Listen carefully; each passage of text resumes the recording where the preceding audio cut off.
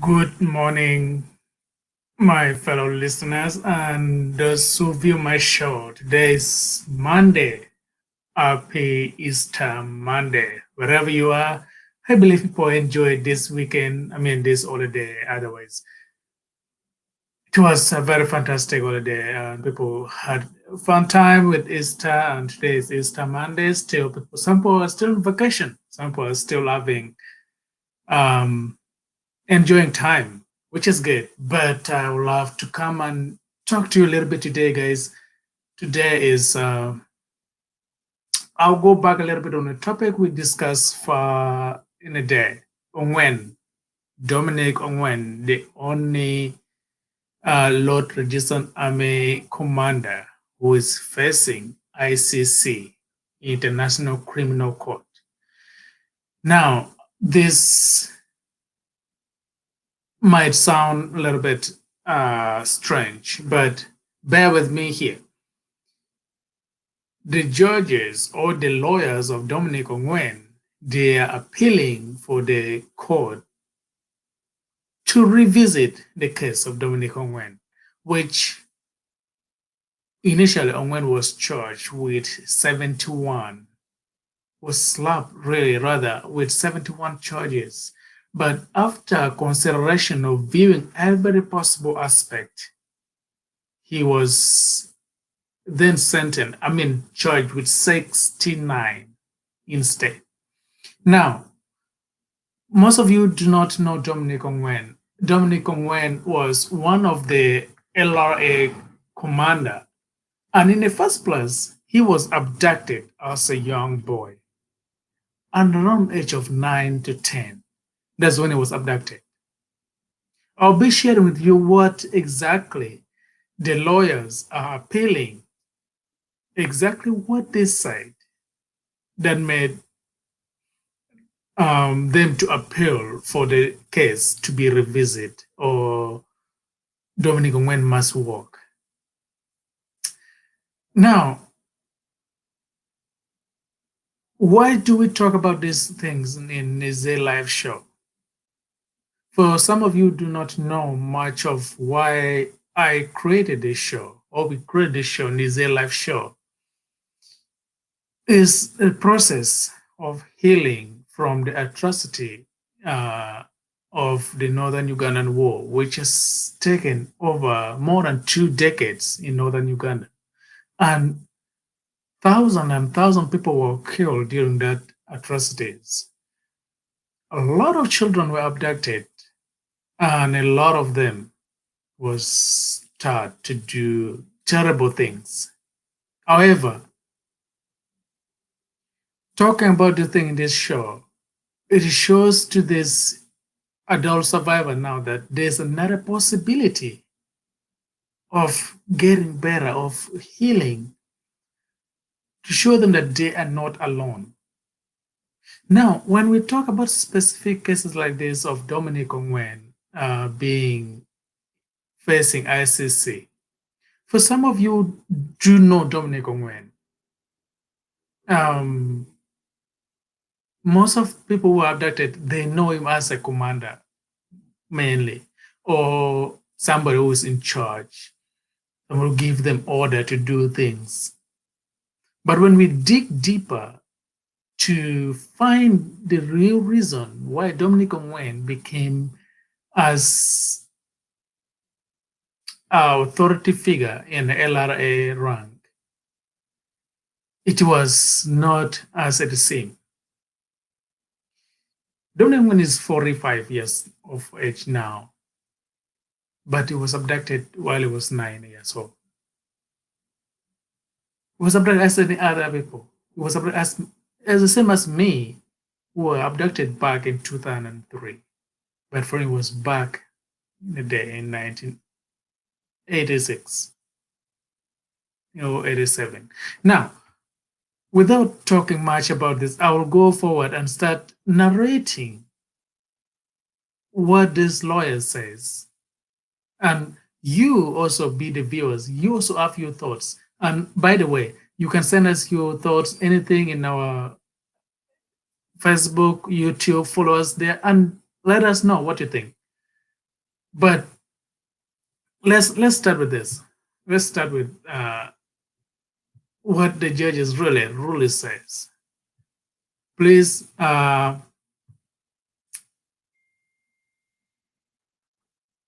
we are always here to discuss all these things together.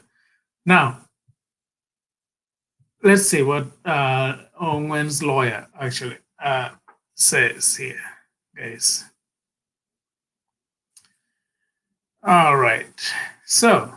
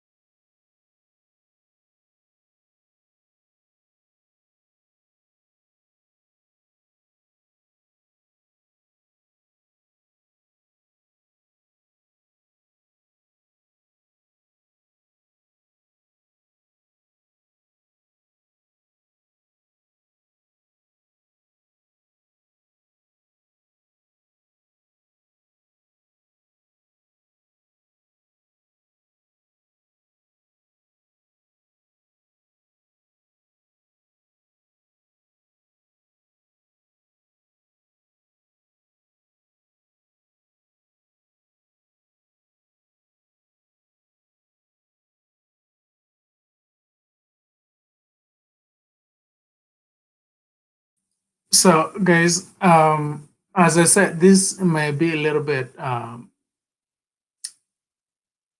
personal for me, but I'll try my best to keep going because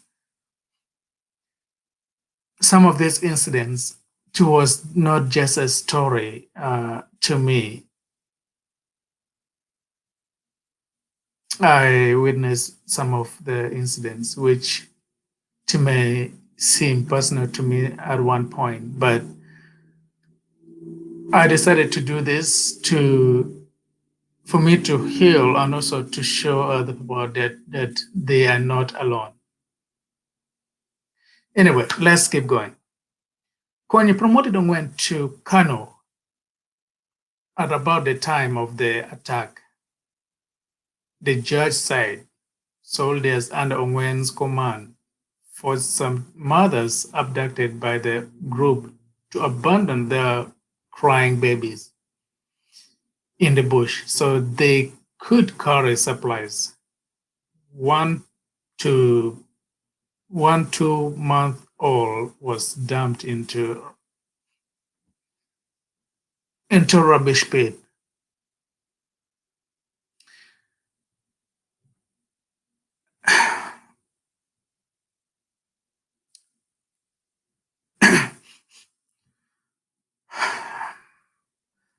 The court said Ongwen ordered attack on refugee camps as a senior commander in the LRA, which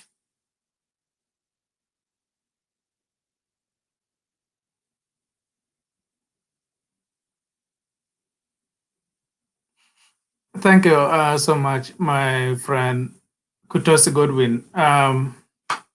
Thank you for watching my show. I really appreciate what you come up with here. I'll be sharing a little bit of what you're saying on the screen, if that's okay, so that people also see what we are contributing toward this discussion. Anybody, you're welcome to share your thoughts. Just comment, like, subscribe to our YouTube channel, and follow us as well on Facebook. We are here every Monday. So let me continue here. Okay. As I said, it will be a lot personal, guys. I'm so sorry if you see me some time froze. Is not like it's difficult. It's difficult to look it from out now because at one point I was one of these guys. Anyway,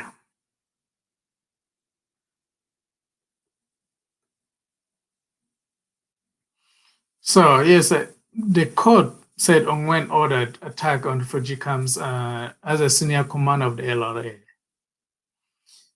which, and it was fugitive chief under fugitive chief Joseph Kony. What a bloody campaign in 4 African nations.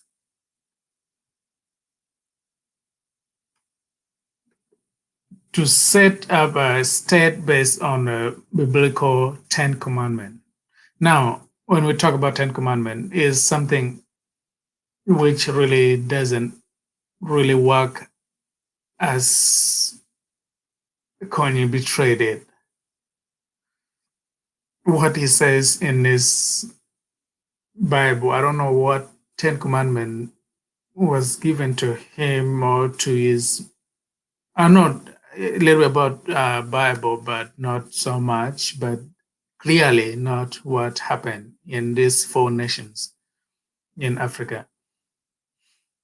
Now, the LRA was found 3 decades ago by a former Catholic altar boy and self-styled prophet, Kony, who launched a bloody rebellion in northern Uganda against President Museveni.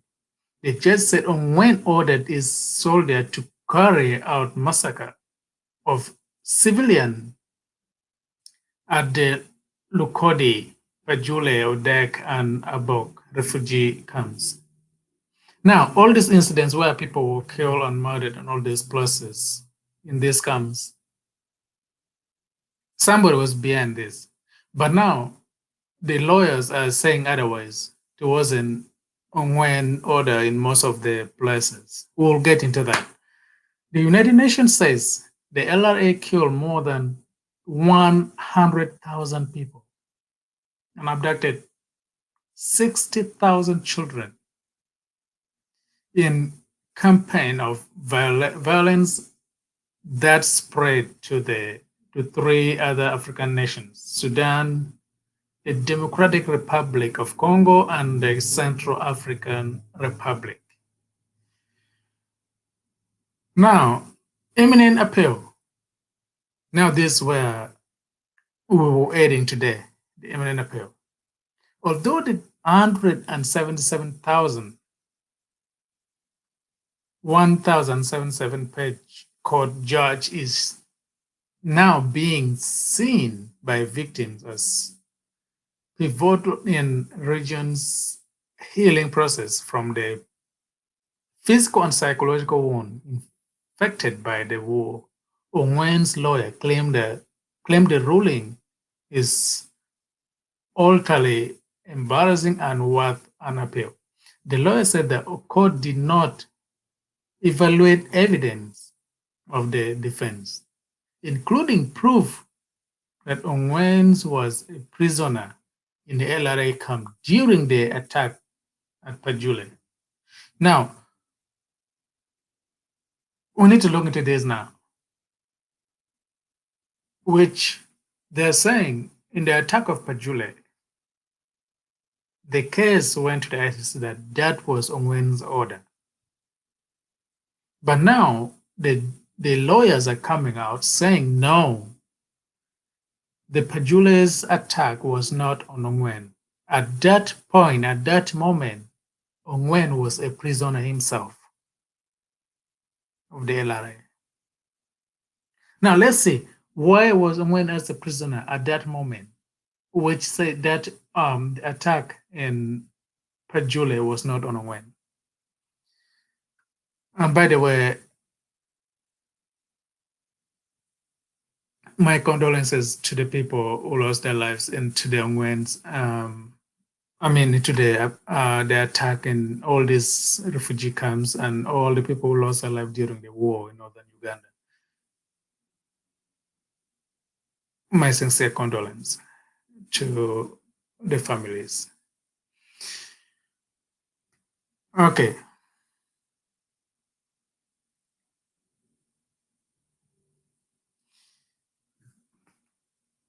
In LRA camp during the attack of the Pajule, that forced marriage did not occur, since there was no traditional or any other type of marriage in the bush.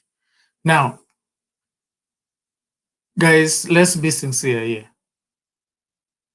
Let's be sincere and be open. I understand lawyers says things to win case sometimes. And also sometimes they say things which really matters. But before we all now jump into the conclusion, this lawyer is trying to just win the case, this lawyer doing this and that, they're just trying to take Ongwen to imprison him. Let's put everything into perspective of why was this thing happening? Was it really happening? Now they're saying the forced marriages, all this pregnancy, they said Ongwen is responsible of, did not happen. The lawyer said this thing did not happen, but they brought in people who were the victims. We should just go straight to what really matters, what really happened, and we go from there.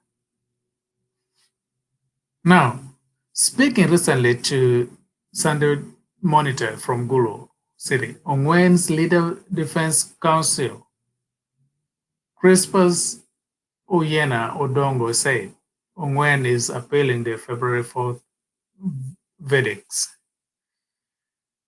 It was a bad judgment we are appealing. Mr. Ayana said. Now I'll go a little bit, skip some of the parts which you guys can read through it as well. I'll leave this video here as long as you guys need, just that we spread all this out to everybody who need it.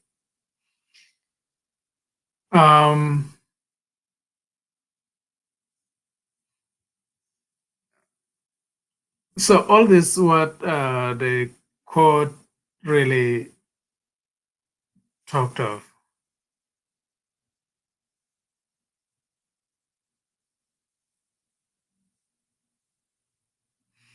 Now, one more thing. They are saying that while all this court was going on, Ongwen only speak Acholi language, only speak Luo. While all these things, all these cases are going against him, the lawyers are saying Ongwen was not treated fairly because the court did not grant him the interpreter. And they want the lawyer to interpret Ongwen, all these things the judge says and the other side of the lawyers also says. And yet this also need to be focusing on how to defend the case. Of course, if they knew that Ongwen didn't know how to speak English or do not understand English, they should have given him access to the interpreter right in the beginning. All this. I'm not saying the lawyer did or the judge did wrong or anything, but to make it fair, to hear out what Ongwen really picked from what they're saying. Because how do you know if you're judging somebody, but the person you're judging doesn't understand exactly what you're talking about him or her? He needs to be aware, he needs to know that, okay, this is what is going on, and I intend to understand and fully be aware of what is going on, right? But it appears that that didn't happen, where Ongwen was just there sitting, do not understand what they're talking about. Even after ruling, he was like, what just happened? I didn't do that. After they translate to him time later, he was just confused too. That no, I wasn't aware of all this. That's why now the lawyers are coming out and saying, no, this should have not happened. They should have brought this thing up right in the beginning, not like waiting for the appeal. I know the lawyers want to play their games that, okay, let's leave something out for the appeal and all that, but they should have brought all the thing out in the first place. Now,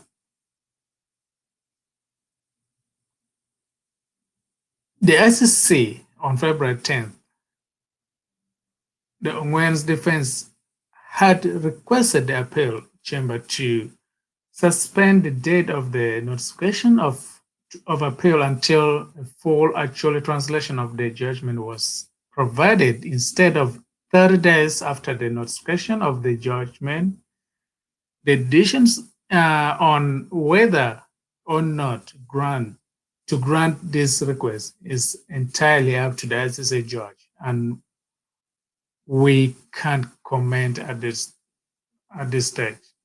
We will publish and all that. So this is just something which they are dealing with, which I would think that, yeah, they should have done something better here. They should have, perhaps give a fair fight on this, which I completely understand. But now,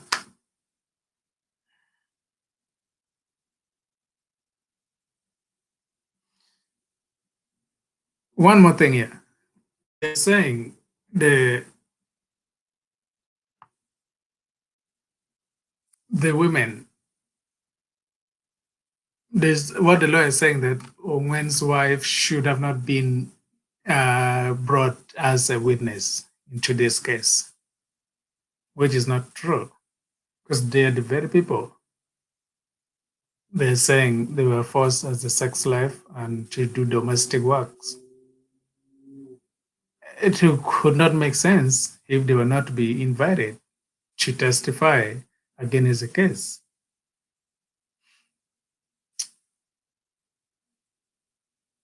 Here's what I believe. I'll keep reading this stuff as I go by. I may not share every single stuff. Let me put my face on the screen here for you guys. And thank you, by the way, for watching. And I'll gladly read your comment when you post it here. Now, the wives of Dominic Ongwen, they said what happened to them. And that's completely okay for them to say what happened. Though the judge is saying that some of them lied about what happened, the date do not match. And the judge said they might have forgotten. They might have forgotten about all this. It happened like a long time ago. They might have forgotten of the date and all that. But did it happen? Yes. Was it the right time? Maybe not. The right time provided to the judge? Maybe not. So, here's my thinking, my thought about this case. Here is my thought about this case, right?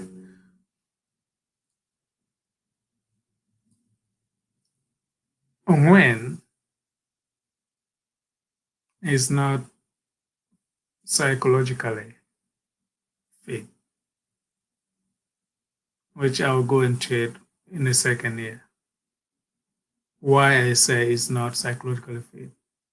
They might imprison him for 30 years or till death or whatever.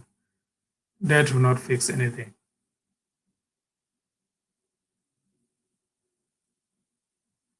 But what they could do though, what they could do if they're really in need of helping, Ongwen need help, Ongwen needs serious help. The reason why I'm saying Ongwen need help is he was taught to do some horrific things while in captivity. Before he came a commander, he was trained and taught to just destroy, kill, and all that. At the age of 9, clearly you can't do anything better than doing what they are training you or teaching you to do.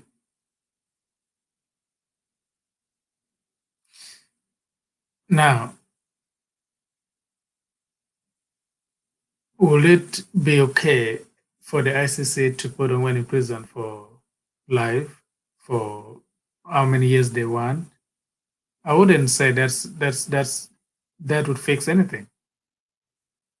Instead, Ongwen should be taken to a rehabilitation center, to taken for counseling for some good time, to mentally evaluate what is really going on in his mind.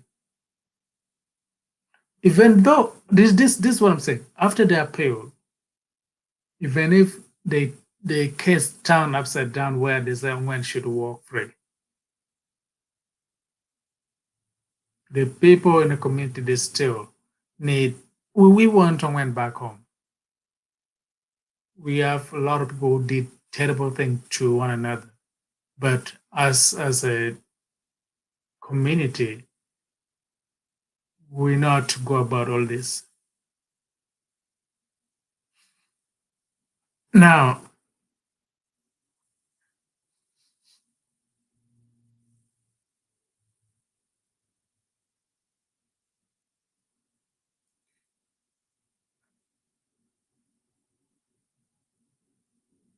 I'll go a little bit far away from here in all these circumstances where Ongwen was, I want to share with you a little bit here on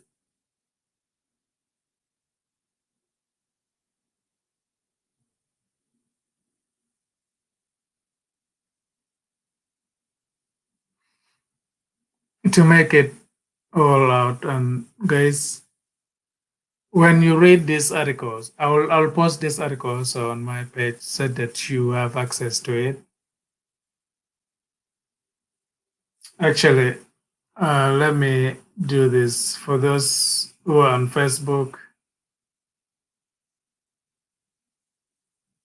Anyway, I'll post this article just that you go through it. It's a long article whereby I cannot read all of it.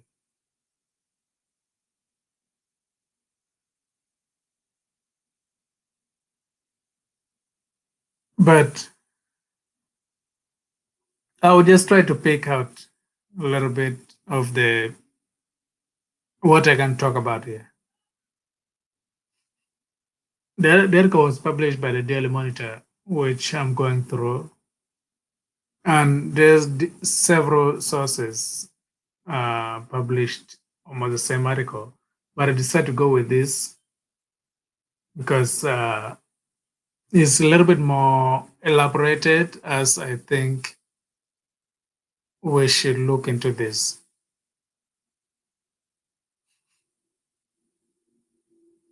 Now, let me read this line. The conviction hurts his family the most because the burden of responsibility shifts to them. So, Ongwen has seven wives. All the 7 wives had children, or they have children.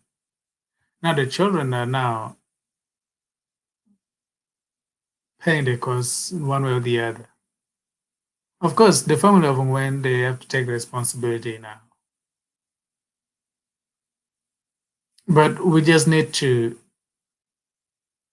look into some aspect of this form of judgment, how we can play it out, right?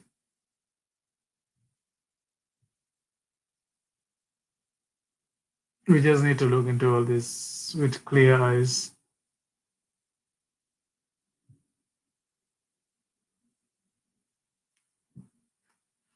All right.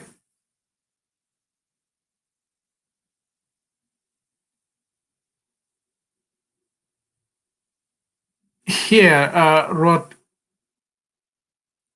Rod Adek also disagree with Mr. Ayena, the argument that Mr. Ongwen was psychologically drilled, adding that the conviction served a huge advantage to the LRA war victim.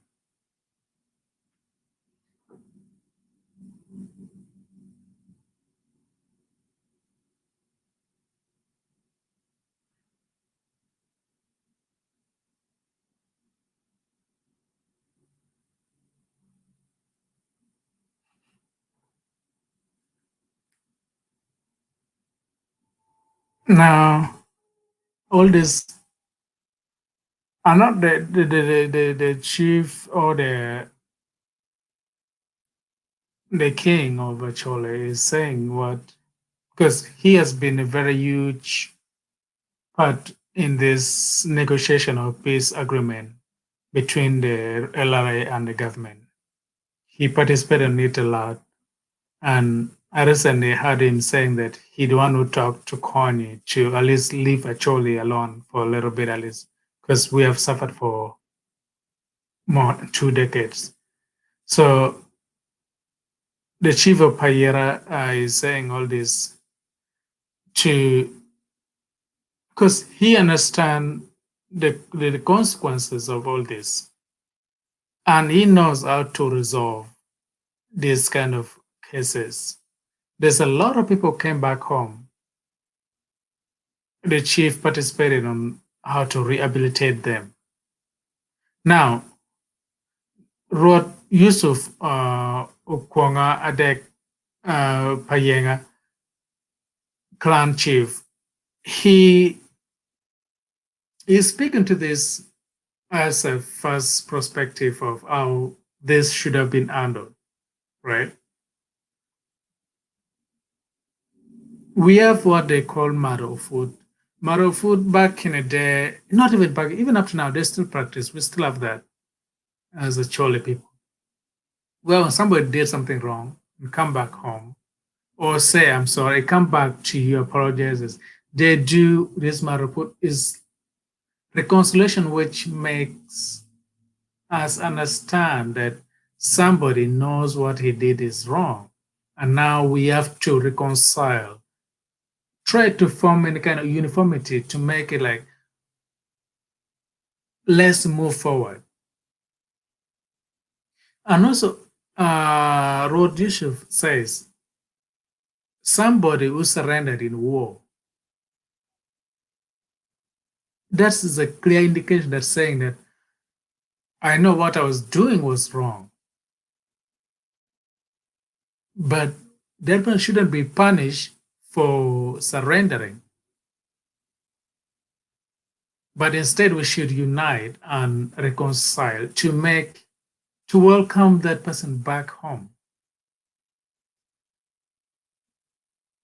Now, let's say right now, if this ICC put went to jail,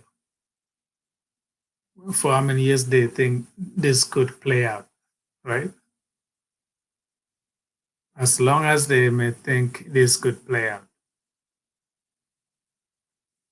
Will that solve anything?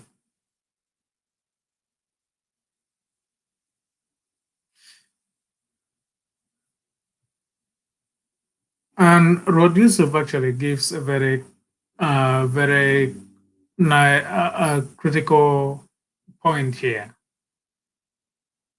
And he says that the ICC, they have access, they have the capability of putting Ongwen into rehabilitations or some form of help to help him out, at least not punished him or locked him up for all the time they may think that'll work. Let's say what Mr. Henry Komokech Kalama, the victim's lawyer in the Thomas Kwa Yellow case, says. Now they're trying to compare. Only two people so far facing justice on Wednesday, on the LRA case. Thomas Kwa Yellow,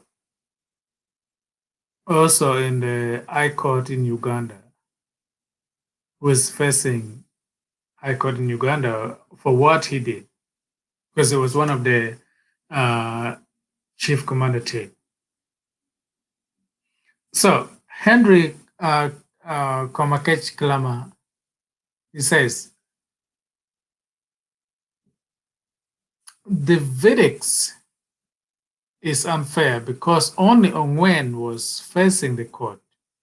Many people, including commanders, committed serious atrocities during the war, but it is unfortunate that only one man is being charged, he says. So even the lawyer for a different man for a different case is saying, no, this is unfair. We need to look at things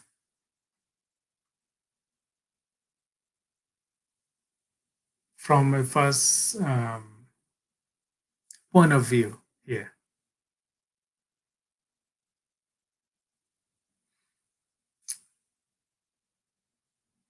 If Ongwen was abducted, which he was, and some of those people who abducted Ongwen, they didn't come back home willingly. Instead, they got arrested by the government soldiers. During the battle, they were fighting back on the government. They got captured and brought back home. And now those people, they are released back in the community. Let's just stay with me here, right? Those who abducted Dominic Ongwen was 9 years old. But those who came abducted him from his family did not surrender willingly to the government, saying, oh, this is what we're doing, it look not right, and we need this to end. But instead, they got arrested by the government soldiers. During the battle, firing, shooting at the government soldiers. But yet, these individuals are free.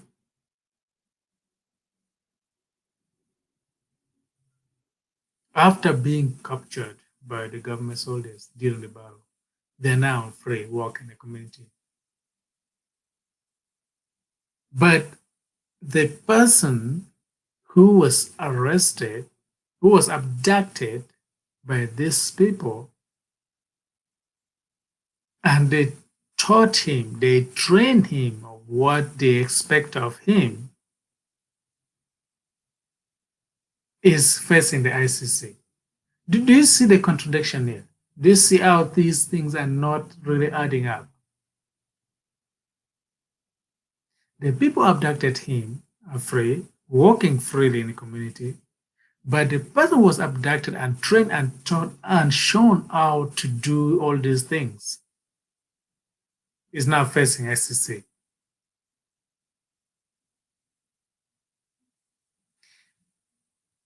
This is not right.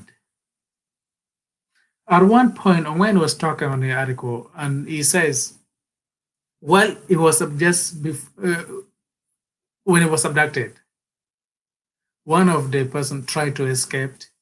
They got that person, and they made them skin that person alive, removing the skin with a knife, cut the skin off, and they tied that person up on a tree. But yet they made them eat underneath while the blood dripped into their food.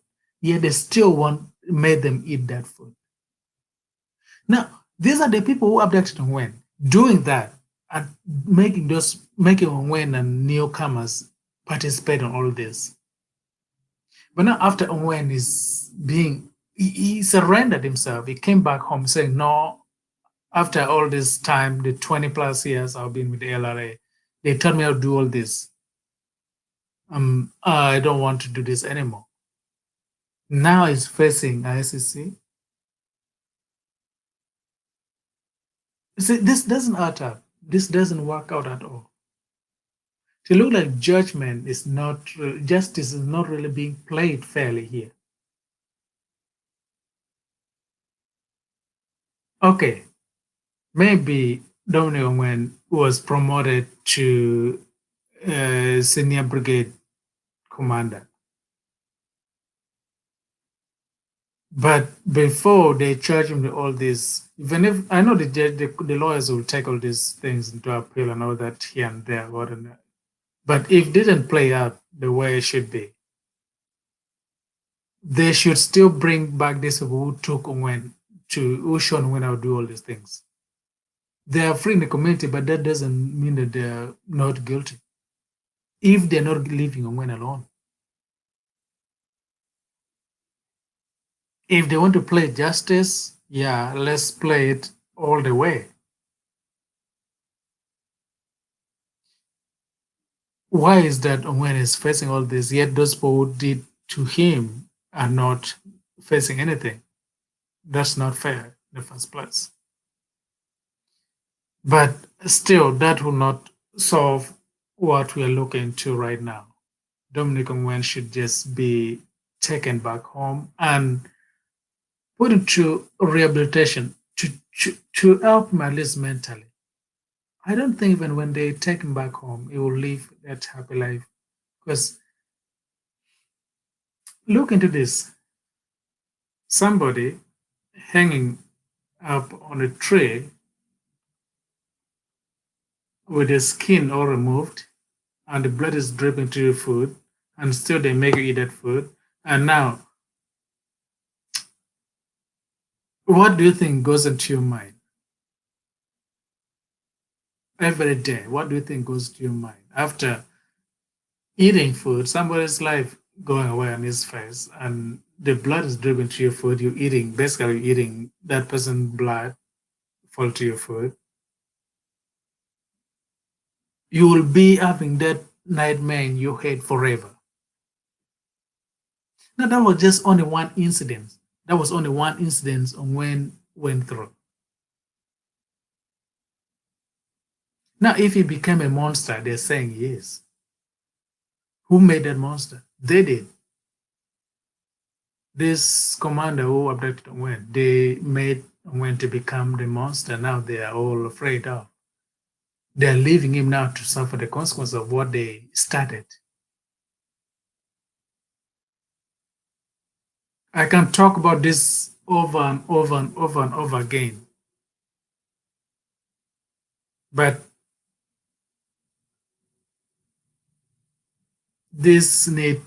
we all need to come and say something. Because if we don't, nobody will. Of course, the judge, the ICC go with the book. They go with what is written there a long time ago. Okay, he did this, did. Okay. Here's your sentence. That's what they do. They go by the book. But the reality should be put in place as well to make this thing fair to everyone.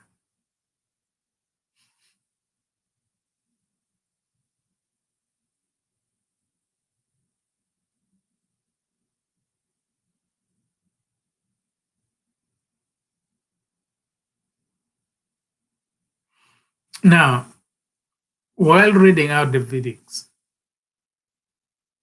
Scamet is a judge for the ICC on Ongwen's case.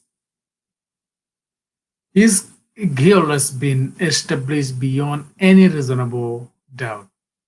Civilians were shot, burned, and beaten to death. Children were thrown into burning houses and were put into polythene bags and beaten to death.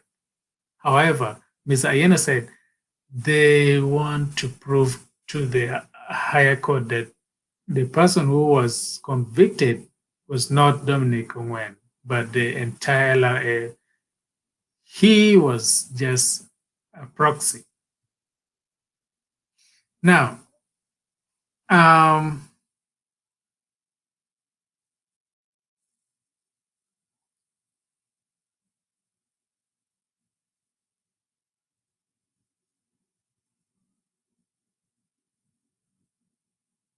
this several stuff which happens here. Okay. Ongwen Seng is not the one who ordered the case, the attack in Pajule. Let's read out what exactly happens there. Somehow the court still found some scintilla of evidence, credible information from witnesses, and ignored anything the defense said.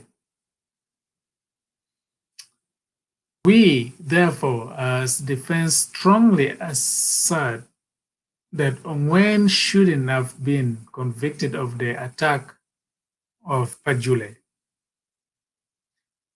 He noticed that at the time of the attack on Pajule, Mr. Ongwen was in prison when Kony reprimanded him for striking a deal with General Salim Saleh to defeat with his troops. He is more or less than some with Abok in Noir sub-county, where many witnesses said the persons who commanded the attack on Abok IDP camps was commander name Okelo Kalang, not Dominic Ongwen. Now, Dominic Ongwen, they pinned it on him that he was the one responsible for the attack on Pajule, on Abok, and other IDP camps. But now Ongwen, after all this, now with the language barrier, the judges and the lawyers are speaking English. Dominic Ongwen does not speak English, doesn't understand English. Now, after they explain or translated to him later, they're saying that you're being charged because of the attack on Pajule, the attack on Odek, the attack on all this and that. So he starts saying, no, I was not responsible for the attack on Pajule. Actually, the attack on Pajule, I was in prison myself because Kony imprisoned me because I struck a deal to defeat Kony's thing with Salim Saleh. So Salim Saleh is Museveni's brother, something like that. Which, anyway, I don't go into that. So all this thing happening to Ongwen, he doesn't understand them. Why didn't they give him a judge or a translator in the beginning? Now all these things are coming out saying I was not the one, and they started mentioning those people responsible. Will they put their names into the list now to face ICC like Okelo Kalang, that he was the one who commanded the attack on Pajule? And when say also is not responsible to Van Nabok, IDP camp. All these things is just going back and forth, back and forth. And now let's see what else they're saying here.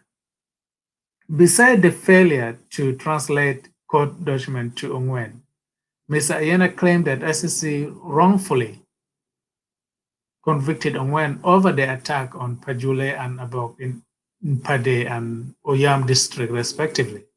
He said the attack on Pajule stood out as very clear in the scene, that it was organized under the direct command of Vincent Oti, including Abudema, Rascal Luquia, Tabule, etc. Ongwen's name was not mentioned on that. You see that?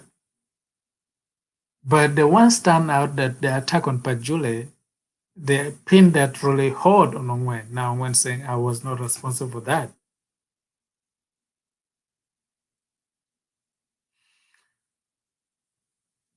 This is not fair. They knew from the beginning that Ongwen do not speak English. Why do they still use English only to Ongwen while prosecuting him? I'm not saying Ongwen is innocent. He did terrible things, but some of things are not on him.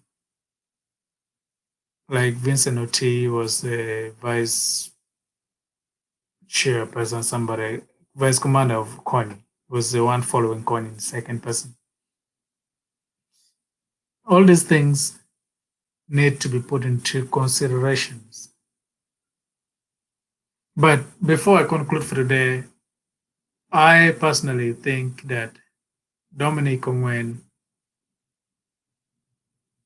should be not necessarily released, but taken to rehabilitations, taken to counseling, taken to a place where they can help him. He just needs help. We, the actual people, we understand and we evaluate anything goes wrong to our society, we take it as our own. He's still our child, he's still our own brother. He did those things. We cannot do the past. We cannot fix what happened, but we should fix now and the future if we could. Basically now. So now is the time for Ongwen to be helped. Just grant him that time to go access this help. And thank you so much, guys, for watching today's show.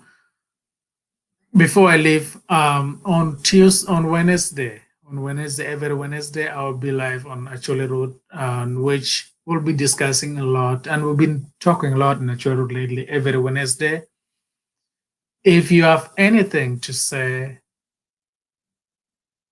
beside anything I do here, just anyway, you can tell me anything you can recommend for us to talk about in the show, in the live show here. I'll be honored to discuss it out with the audience. And any comments is more than welcome. Thank you so much, guys, for watching. So on Wednesday, I'll see you guys on Actually Road, where we'll be discussing in detail sex education. Pardon me. So sex education will be the grand topic on Wednesday. And we'll be having guest speakers from everywhere around the world. Please join us and let's teach each other on sex education. So on sex education is a very wide topic, but most people, they don't want to talk to their children about that and here and there. So on Wednesday, just come prepared that people will be speaking this thing in actually language, which no hiding, no going bad or what. So it's just straight to the point. So I'll see you guys on Wednesday, in which come prepared. Our guests will be coming from London, from Canada, from Uganda, from Southern Sudan, from everywhere around the world. So it's up to you guys to come and give us the credibility to go forward with the show. Thank you so much, guys. And for the Nize Live Show, we come to an end today. And our book, Abducted into the Bush, is coming out this year. Watch out if you see anything comes out for Nize Live Show or Abducted to the Bush. Like and subscribe to our channel, to our Facebook page. Thank you so much, guys. I will see you guys on Wednesday. Have a wonderful day. My name is Jimmy. Bye-bye for now.